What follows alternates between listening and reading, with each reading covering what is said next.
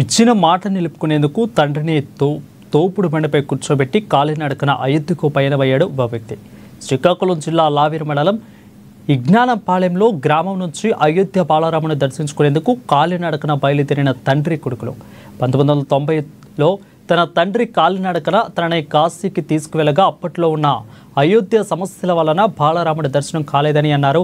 అతిగా బ్రతికి ఉండగా అయోధ్య రాముని కోవెల పూర్తి అవుతుందని అన్నారు.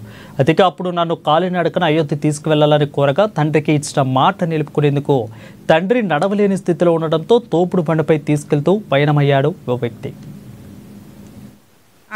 నాన్నగారి మాట మీరు మాటకి ఆయనకు మాట ఇచ్చాను కాబట్టి ఈ రోజు నేను ఎన్ని క్లిష్ట పరిస్థితులు ఉన్నా సరే మాట నిలబెట్టుకోవడం కోసం ఆయన తీసుకుని వెళ్ళవలసి వస్తుంది. Okay okay. ఇప్పుడు అయోధ్య నరేంద్ర మోడీ గారు బాగా ఇచ్చేసారు కదా, బాగా చేశారని అంటున్నారండి. మేమైతే చూడలేదు. ఇల్లు నరేంద్ర మోడీ గారి సహకారాలు అన్నీ ఉంటాయి, ముఖ్యమంత్రి గారి సహకారాలు కూడా మీకు అందుతాయి, భగవంతుడు ఆశీస్సులు కూడా మీకు ఎల్లవేళ ఉంటాయి. ఓకే బాబాయ్, ఓకే, థ్యాంక్ యూ.